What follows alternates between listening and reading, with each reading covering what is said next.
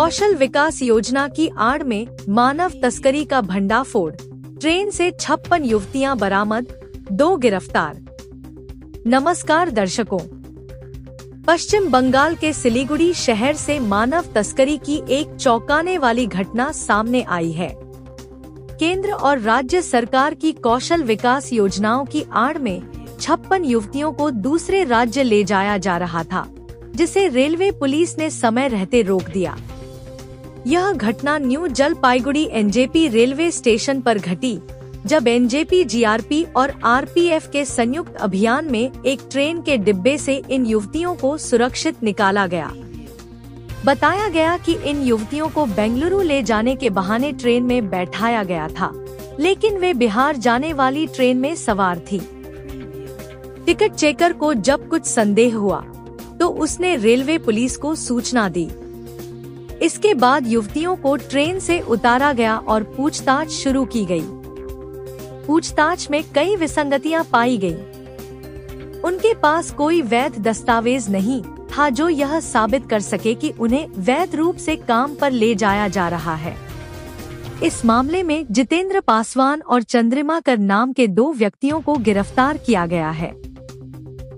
पूछताछ में पता चला कि इन युवतियों को जिस मोबाइल कंपनी में काम पर लगाने की बात कही गई थी, उसका भी कोई वैध कागजात मौजूद नहीं है। पुलिस ने फर्दर जांच में पाया कि सिलीगुड़ी के ईस्टर्न बाईपास क्षेत्र के ठाकुर नगर वीआईपी मोड़ पर स्थित एक बहुमंजिला मकान को किराए पर लेकर यह गिरोह लगभग 3 साल से सक्रिय था। उस मकान के बाहर दीन दयाल उपाध्याय ग्रामीण कौशल योजना और उत्कर्ष बांग्ला योजना के नाम से एक बड़ा बैनर लगाया गया था। पुलिस के अनुसार वहां होटल प्रबंधन का प्रशिक्षण देने की बात कही गई थी, लेकिन उसके भी कोई प्रमाणिक दस्तावेज नहीं मिले हैं। इस संबंध में सिलीगुड़ी जीआरपी के डिप्टी एसपी पारिजात सरकार ने एक प्रेस कॉन्फ्रेंस कर बताया कि गिरफ्तार दोनों आरोपियों को अदालत में पेश किया गया है और 7 दिनों की पुलिस रिमांड की मांग की गई है। साथ ही उन्होंने यह भी स्पष्ट किया कि यह मामला मानव तस्करी का है और इसकी गहन जांच की जा रही है। यह घटना यह साबित करती है कि किस तरह कुछ लोग सरकारी योजनाओं की आड़ में गरीब और बेरोजगार युवतियों को झांसे में लेकर उन्हें मानव तस्करी का शिकार बना रहे हैं।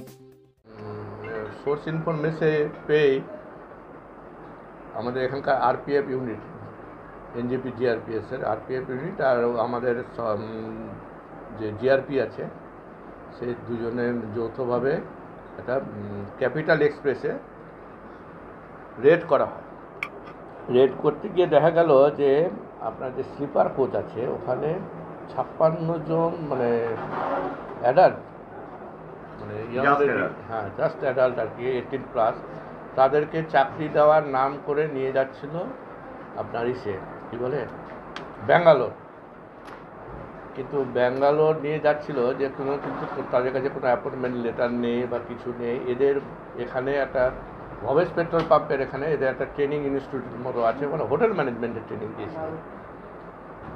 কিন্তু ওদের নিয়ে যাচ্ছিল ব্যাঙ্গালোরে একটা কোনো মোবাইলের যন্ত্রাংশ তৈরির কারখানা, এরকম ওরা যেটা জানা গেল। তারপরে ওদের সঙ্গে কে আছে দেখতে 2 জনকে ধরা গেল, 2 জনকে পাওয়া গেল যারা নিজেদের বললো যে আমরা নিয়ে যাচ্ছি মেয়েদের। তারা হলেন, আমি নামগুলো বলছি, একজন হচ্ছে জিতেন্দ্র কুমার পাসওয়ান আর একজন হচ্ছেন চন্দ্রিমা কর। এই 2 জনকে পাওয়া গেল। ওনারা তো প্রশ্ন করা হলো যে আপনারা নিয়ে যাচ্ছেন কেন, ব্যাঙ্গালোরে কী আছে, কোনো ডকুমেন্টস আছে কী আছে, কিন্তু কোনো সঠিক জবাব দিতে পারছে না। এবং আরেকটা যেটা বিশেষ মানে ব্যাঙ্গালোর নিয়ে যাওয়া হচ্ছে অথচ ক্যাপিটাল এক্সপ্রেসে ওরা বলতে ব্রেক জার্নি করে নিয়ে যাচ্ছিল, কিন্তু নিয়ে যাওয়ার তো একটা প্রসিডিওর, সেটাতে আমাদের একটু সাসপেক্ট হলো। এবং কোনো স্যাটিসফ্যাক্টরি অ্যান্সার না দেওয়ার পরে গার্জেনরাও এসেছিলেন পরে আর কি, মেয়েদের গার্জেন, মেয়েদেরকে আমরা নিয়ে আসলাম। তারপরে মেয়েদের গার্জেনরাও আসলেন, তারাও বলছেন যে তাদের সঠিক মতো ইনফর্ম করা হয়নি। তো এইসব ইনকোয়ারি করে আমাদের একটু সন্দেহ জাগে এবং যেহেতু একটা মনে হচ্ছে ট্রাফিকিংয়ের ব্যাপার হতে পারে, আমরা একটা কেস স্টার্ট করেছি। আরপিএফ কমপ্লেন দিয়েছে এখানকার এনজিপি জিআরপিএসে, কেস স্টার্ট করে ওদের আজকে দুজন মানে জিতেন্দ্র পাসওয়ান আর চন্দ্রিমা করকে কোর্টে ফরওয়ার্ড করা হয়েছে। এদের বাড়ি কোথায় জিতেন্দ্র পাসওয়ান আর ইয়ে? জিতেন্দ্র পাসওয়ানের বাড়ি হচ্ছে 24 পরগনার কাকিপাড়া, আর চন্দ্রিমা কর তো থাকেন এখানে গোবিন্দপল্লী ডাবগ্রামে ভক্তিনগরে। কি করেন তিনি বা কিছু পেলেন মানে মোটামুটি এখনো সেরকম ডিটেলস এনকোয়ারি হয়নি, বা এগুলো পরে জানাতে পারবো আপনাদের, কিন্তু এরা একটা ট্রেনিং ইনস্টিটিউটের মতো খুলে এদের ট্রেনিং দিচ্ছিল। সেটাও তো বোধহয় মানে ফলস কিনা এখনো ওরা বলছে যে আমরা বিভিন্ন লেভেলে কন্ট্যাক্ট করে ট্রেনিং করাচ্ছি, কিন্তু কতটুকু পেপারস বা কী আছে সেগুলো এখনও আমরা কিছু পাইনি। এ ব্যাপারে ডিটেলস মানে বলা যাচ্ছে না এখনও। এবং গার্জেনদের কেউ কেউ বলছিলেন এর আগেও বোধহয় আরও একটা ট্রিপ ওরা নিয়ে গিয়েছিল, মানে আমরা যাদের সাথে কথা বলছিলাম কালকে, মানে পাচারটা মানে এই রুটটাকে ব্যবহার করা হচ্ছে, মানে আপনাদের অ্যাজাম্পশন কি? আমাদের অ্যাজাম্পশন সেটুকুই, এখনও তদন্ত হলে সঠিক আরও জানা যাবে। একদিন হলো সবাই মাত্র, হ্যাঁ, ডিটেলসে এখনও অতটা তদন্ত করতে পারিনি। আমরা ওদের কোর্টে পাঠিয়ে 7 দিনের রিমান্ড পেয়ার চেয়েছি, রিমান্ডে আসলে ইন্টারোগেশন করে বাদ বাকি টুকু করা হয়। ঠাকুরনগরে একটা বিল্ডিংয়ে অফিস ভাড়া নিয়ে এটা চলছিল, হবেস পেট্রোল পাম্পের পাশে।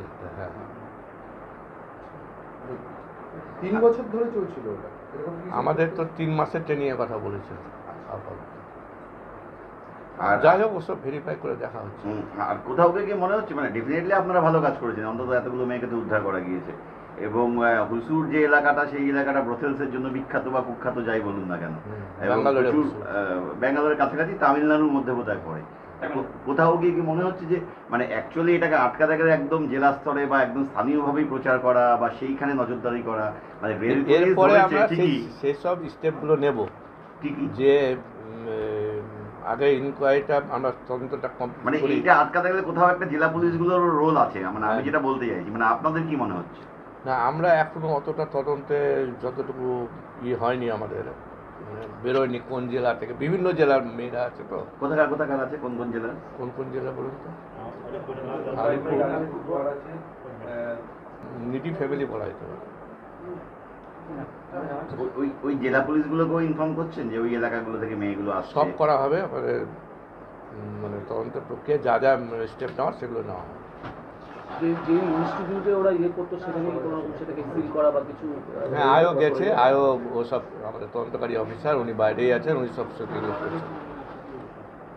যা হবে কোর্টের পারমিশন নিয়ে করা হবে। মেয়েদের তো বাড়ির লোকেরা তুলে দেওয়া? হ্যাঁ, কালকেই সেটা করা হয়েছে।